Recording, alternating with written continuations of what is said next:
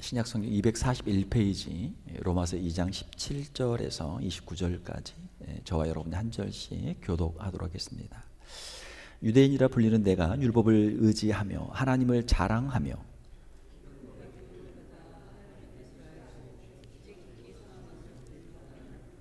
맹인의 길을 인도하는 자요 어둠에 있는 자의 빛이요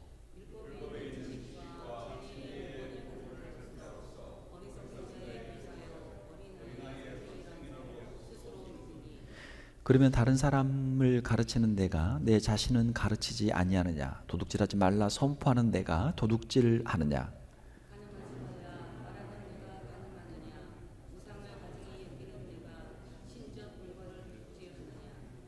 율법을 자랑하는 내가 율법을 범함으로 하나님을 욕되게 하느냐?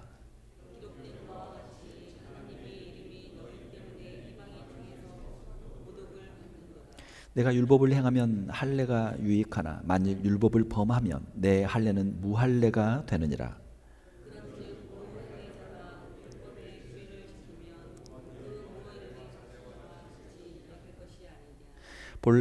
또한 본래 무할례자가 율법을 온전히 지키면 율법 조문과 할례를 가지고 율법을 범하는 너를 정죄하지 아니하겠느냐.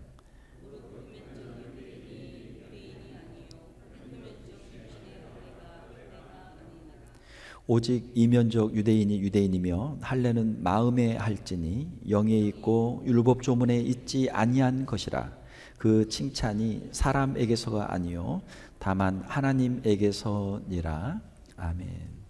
함께 한번 기도하겠습니다.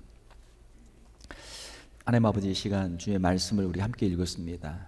말씀을 읽고 말씀을 듣고 말씀을 아는 자로 그치지 않게 하시고 우리가 들은 말씀, 배운 말씀을 가지고 우리의 삶에 적용하고 실천하게 하시고 주님 앞에 한 걸음 더 가까이 나아갈 수 있는 저희들 되게 하여 주시옵소서. 예수님의 이름으로 기도하옵나이다. 아멘. 우리 오늘 함께 읽으신 말씀을 가지고 알지만 실천하지 않는 사람들이란 제목으로 말씀을 전하도록 하겠습니다.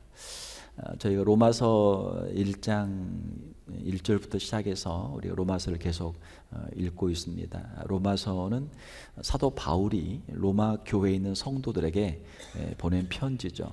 로마서는 사도 바울의 13개의 서신서들 가운데 가장 좀 무게가 있는 그러한 서신서죠. 교리적으로도 그렇고 또 우리 성도들의 삶에 있어서 가장 기본적인 또 중요한 문제들을 다루고 있습니다. 오늘은 본문에서 알지만 실천하지 않는 사람들, 특별히 유대인들에 대해서 그들이 하나님 앞에서 자신들의 의의를 자랑하지만 그들도 하나님 앞에서 죄인으로 드러날 수밖에 없다라고 하는 부분들을 말씀하고 있습니다. 유대인들은 율법을 자랑하고 율법이 없는 이방인들을 무시했습니다. 유대인들에게는 율법이 너무 큰 자랑거리예요. 한번 여러분 생각해 보세요. 여러분 집안에 어떤 아주 무슨 큰 가보나 아주 중요한 물건이 있으면 얼마나 그걸 자랑하겠습니까? 하나님께서는 모세에게 율법을 주셨고 유대인들은 대대로 그 모세에게 주셨던 모세를 통해서 주셨던 그 율법을 유대인들의 큰 자랑거리로 여기고 있었죠. 그들은 율법이 없는 이방인들을 무시했습니다. 우리는 하나님께서 주신 법을, 율법을 가지고 있는데 이방인들은 하나님의 법도 모르고 마음대로 죄를 짓고 살고 있으니까 이방인들을 엄청 무시했었습니다. 자, 그런데 사도 바울의 오늘의 말씀은 2장 17절 21절을 보게 되면 유대인이라 불리는 내가 율법을 의지하여 하나님을 자랑하며 율법의 교훈을 받아 하나님의 뜻을 알고 지극히 선한 것을 분간하며 맹인의 길을 인도하는 자여 어둠에 있는 자의 빛이요 율법에 있는 지식과 진리의 모범을 가진 자로서 어리석은 자의 교사요 어린아이의 스승이라고 스스로 믿으니 자기 자신에 대해서 얼마나 자존감이 높습니까? 그렇죠? 다른 사람과 자기를 비교했을 때 이방인들이 뭐 아무리 돈이 많다, 아무리 지위가 많다, 아무리 군대가 많다, 아무리 땅이 넓다, 뭐 무엇을 자랑해도 유대인들은 거기에 대해서 그냥 신경을 안 쓰는 거예요. 야, 그거 가지고 그래. 우리한테 뭐가 있다? 우리한테는 하나님의 말씀이 있다. 우리한테는 하나님의 율법이 있다. 너희들은 세상에서 그거 그냥 가지고 그거 자랑하지만 우리는 하나님이 주신 율법이 있는 사람들이야. 그게 이 유대인들의 자부심이거든요. 자존심이거든요.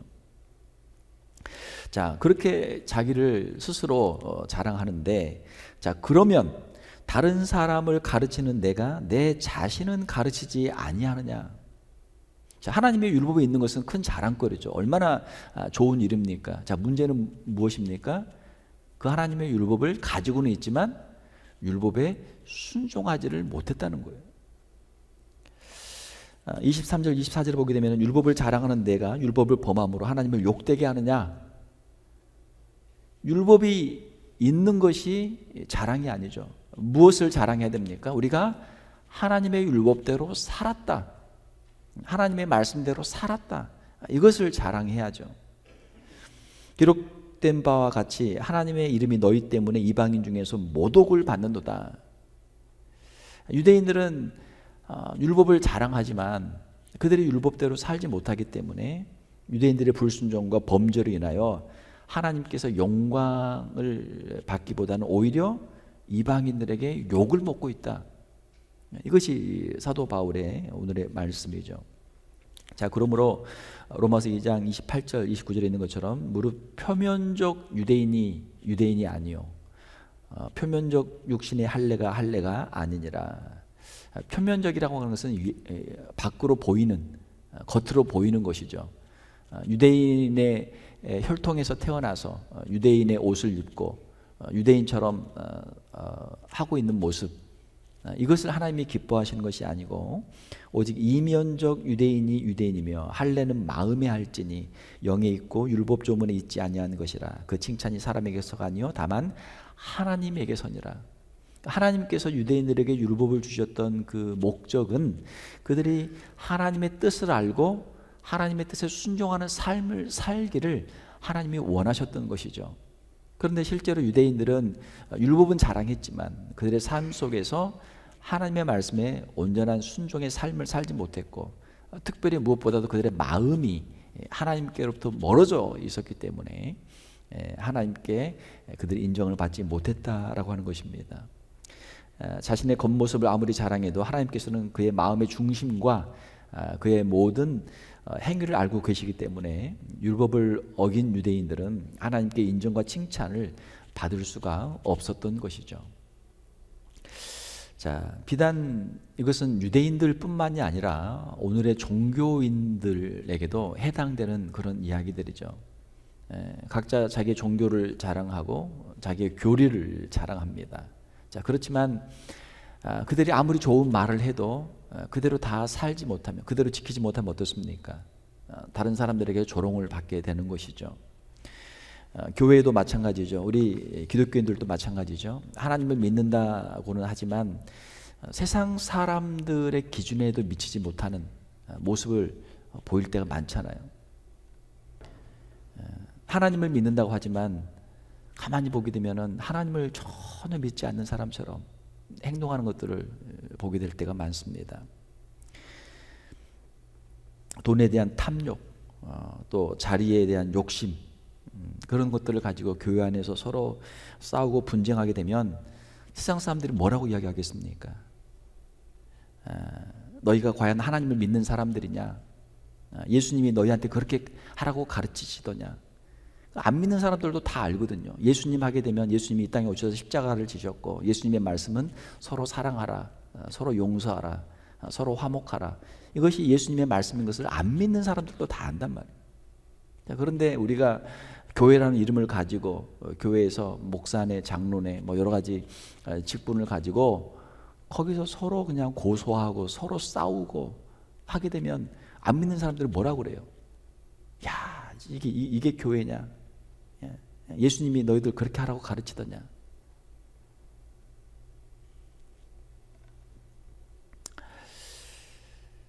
결국 하나님께 욕을 돌리게 되죠. 하나님께 욕을 돌리게 되죠. 전도의 문도 막히는 것이죠. 너희들이 믿는 하나님, 나는 안 믿는다.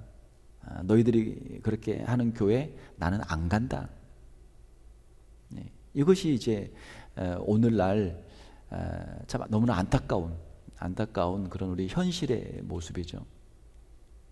TV를 보게 되면은 뭐 교회, 물론 주로 대형 교회 위주로 다뤄지지만 뭐 여러 가지 비리들이 나오잖아요. 그러면은 우리가 이제 믿는 사람들이니까 같이 얼굴이 뜨거워진단 말이에요. 그리고 이제 우리 자신을 우리가 돌아보게 되죠. 혹시 우리에게는 저런 모습들이 있지 않나. 모든 교회가 다 그렇지는 않죠. 모든 믿는 사람이 다 그렇지는 않죠. 그렇지만 그런 것들이 이제 방송에 나오고 신문에 나오고 하게 되면 일반적으로 사람들이 생각하기를 교회는 저런 곳이구나. 교회는 저런 곳이구나. 내가 저런 데를 내가 뭐 하러 가나. 그런 이제 방송을 보게 되면 사람들 생각에 도대체 저기는 어떤 사람들이 저런 데를 가냐. 도대체 저기는 어떤 곳인데 사람들이 왜 저기에 가냐. 이런 생각까지 하게 된단 말이죠. 우리가 가정에서도 마찬가지입니다. 가정에서도 우리 어른들이 어린아이와 젊은 자녀들을 가르치려면 어떻게 해야 됩니까? 먼저 자기 생활의 본을 보여야 돼요. 가정에서나 사회에서나 교회에서나 직장에서나 어디에서든지 어른들이 먼저 그들의 말을 하기 전에 삶으로 본을 보여줘야 되는 것이죠. 젊은 사람들은 존경할 만한 어른들을 찾고 있습니다. 나이만 먹어서 어른이 아니라 그의 인격과 그의 성품과 그의 신앙과 그의 삶을 통해서 나도 정말 저렇게 한번 나이를 먹고 싶다. 저런 어른이 되고 싶다. 그런 생각을 할 수 있는 어른들이 필요한 것이죠. 사람들이 이야기하기를 자녀 교육이 어렵다. 이야기를 많이 해요. 자녀 교육이 어렵다. 그렇죠? 자녀 교육이 왜 어렵습니까? 우리가 뭘 몰라서 자녀 교육이 어려운 거 아니에요. 우리가 자녀들에게 무슨 잘못하라고 잘못된 말을 가르쳐서 자녀 교육이 어려운 것이 아니죠. 부모는 자녀들에게 좋은 말을 해요. 자녀들이 잘 되기를 원하고 자녀들에게 좋은 말을 많이 합니다. 그러나 자녀 교육이 어려워요. 왜 그렇습니까? 아무리 부모들이 잔소리를 해도 아이들은 오히려 더 반항하고 부모에 대한 반발심이 더 커지게 되죠. 왜 그래요? 부모들은 그렇게 하지 않으면서 그렇게 못하면서 자녀들에게만 강요를 하기 때문에 그런 것이죠. 부모님들의 이중적인 삶의 모습을 보게 되면 자녀들이 실망하게 되고 자녀들이 분노하게 되는 것이죠. 문제 아들 비리 청소년들을 상담하고 사역하는 분의 그 말씀은 비행 청소년의 뒤에는 비행 부모가 있다. 문제 자녀 뒤에는 문제 부모가 있다라는 그런 이야기를 합니다. 자녀들이 왜 그렇게 됐는가? 부모에게 문제가 있다라는 거예요. 부모가 문제가 있기 때문에 그 영향이 자녀들에게까지 미치게 되었다라고 하는 것이죠. 자녀 교육이 어렵다라고 하는 것은 다른 말로 하게 되면은 우리가 부모가 되는 것이 어렵다는 거예요. 우리가 좋은 부모가 되는 것이 너무나 어렵다는 거예요. 왜? 내가 가르친 대로 내가 살지 못하기 때문에, 내가 말한 대로 내가 살지 못하기 때문에 좋은 부모가 되는 것이 어렵다는 것입니다. 학교도 마찬가지죠. 학교에서 학생들을 바르게 교육하기 위해서는 교사들이 먼저 바르게 말하고 바르게 행동을 해야 합니다. 학교에서도 학생들이 존경할 만한 그런 스승들이 있어야 되죠. 전에는 이제 제자들이 선생님 집에 가서 같이 먹고 살면서 배우기 때문에 그 선생님의 인품이나 그 선생님의 그 삶을 보고 제자들이 배웁니다. 그러나 지금은 그렇게 하지 않죠. 지금은 시간을 정해서 1시간 아니면 2시간 레슨을 하든지 아니면 학교에서 시간을 정해서 4시간, 8시간 학교에 가서 그냥 그 교과 과목만 가르치죠. 그 선생님의 인격과 인품과 삶을 가르치는 게 아니라 학생들에게 필요한 정보, 학생들에게 필요한 기술만 가르친단 말이에요. 학생들이 선생님들이 가지고 있는 어떤 존경심이 없죠. 그냥 자기 필요한 대로 필요한 것만 배우면 되는 거고 필요한 것만 가르치면 되는 거고 그런 관계가 되어 있습니다.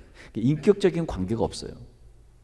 서로 삶을 함께 나누고 마음속에서부터 나오는 어떤 존경심을 가지고 선생님을 대할 수 있는 또 제자들을 대할 수 있는 그런 관계가 다 깨졌습니다.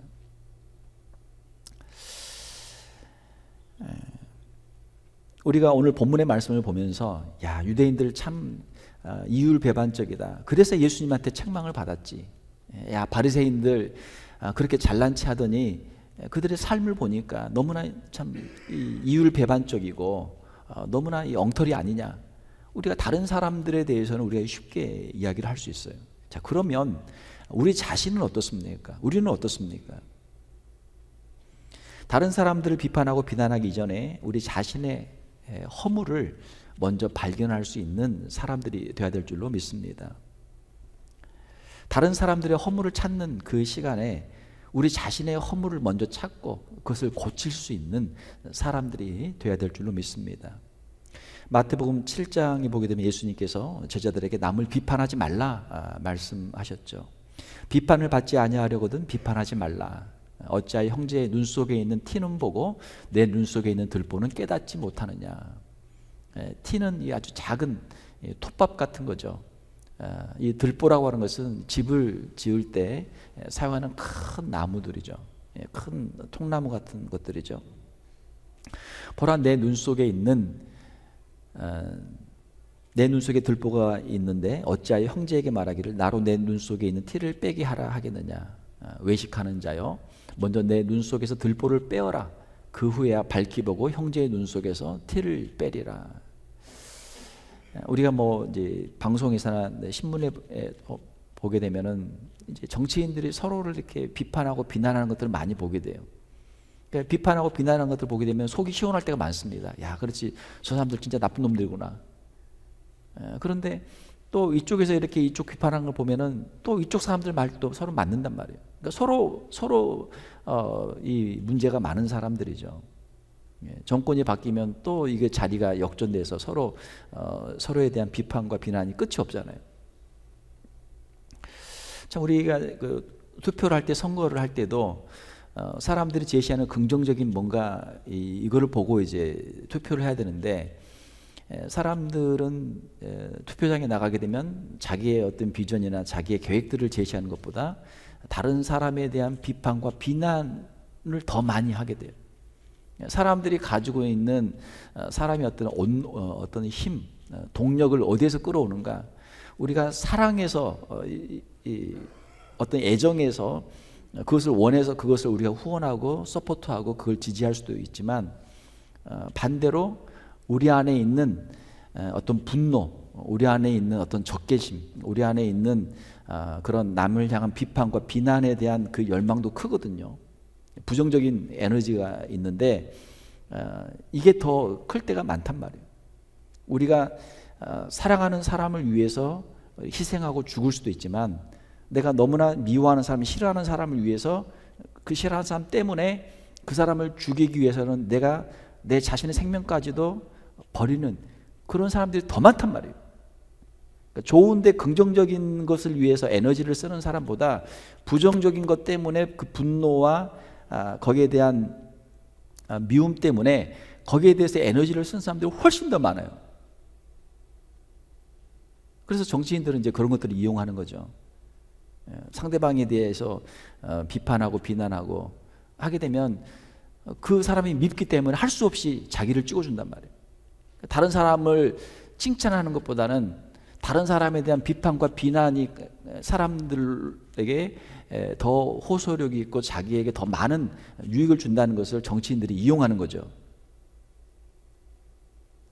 우리는 무엇을 위해 삽니까? 어떤 힘을 가지고 삽니까?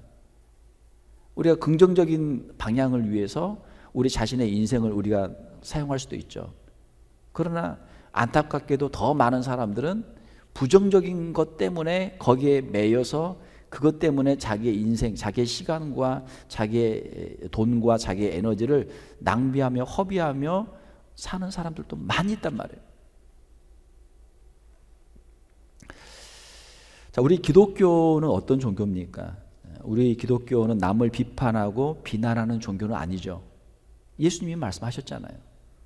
남을 비판하지 말라. 그건 우리 기독교가 아니란 말이에요.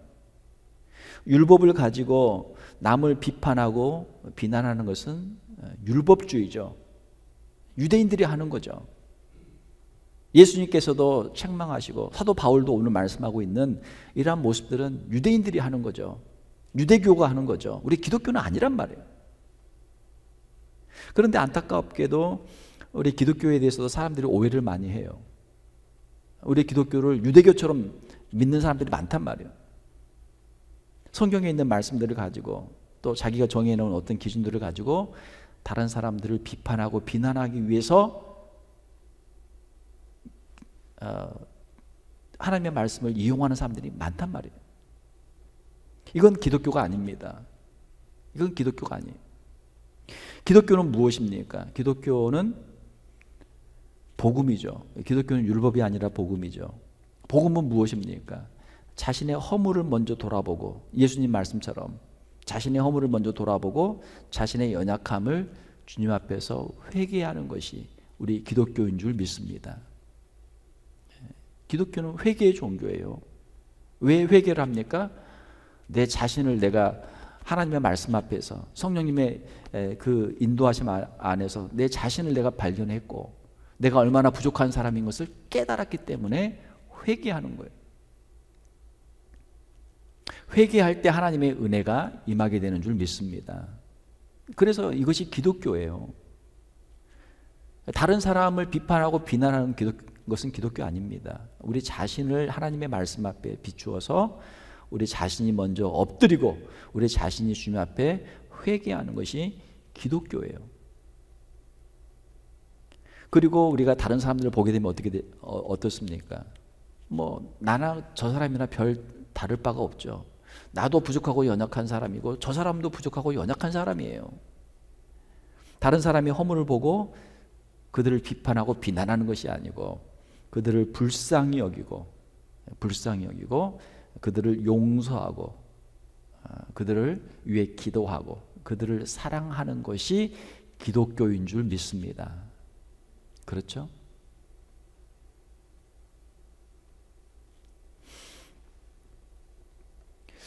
우리가 기독교라고 하는 이름을 가지고 전혀 기독교가 아닌 그런 모습으로 사는 사람들이 너무 많다는 거예요.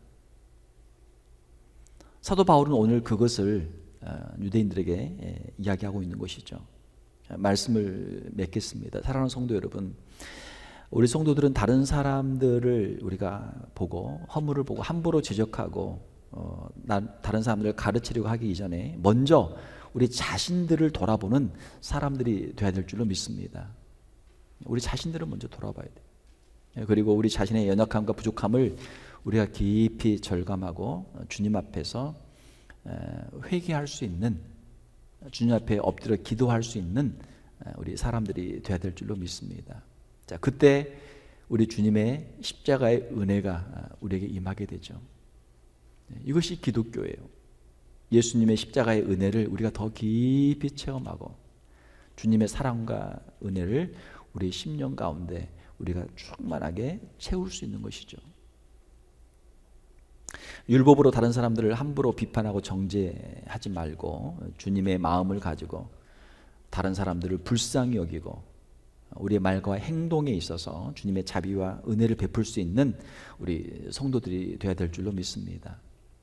우리의 말에서, 우리의 가정에서나 직장에서나 특별히 교회에서 함부로 다른 사람 비판하고 비난하지 말고 다른 사람들을 위해서 기도하고 다른 사람들을 위해서 격려하고 우리의 말에 있어서 항상 주님의 사랑과 은혜와 모든 듣는 사람들에게 덕을 끼칠 수 있는 우리 성도들이 다 되시기를 주님의 이름으로 축원합니다. 함께 기도하겠습니다. 하나님 아버지, 이 시간 사도 바울이 유대인들을 향해서 그들이 자랑하는 율법, 그들이 알지만 하나님의 말씀을 알지만 실천하지 않고 오히려 다른 사람들을 비판하고 비난하며 자기 자신만을 자랑했던 유대인들을 향해서 주신 말씀을 우리가 함께 읽었습니다. 하나님, 이 말씀이 또한 오늘 우리에게도 주시는 말씀인 줄 믿습니다. 하나님의 말씀을 알지만 서로 사랑하라, 서로 용서하라, 서로 화목하라. 말씀을 알지만 실천하지 못했던 우리의 연약함을 이 시간 주님 앞에 내려놓습니다. 하나님, 우리를 불쌍히 여겨 주시옵소서. 말씀 앞에서 우리 자신을 비추게 하시고 주님 앞에 엎드려 회개하게 하시고 주님의 사랑과 은혜를 체험하게 하시고 만나는 모든 사람들에게 우리의 말과의 행동에 있어서 오직 주님의 자비와 은혜만을 베풀 수 있는 우리 귀한 성도들이 다 되게 하여 주시옵소서. 거룩하신 우리 주 예수님의 이름으로 기도하옵나이다. 아멘.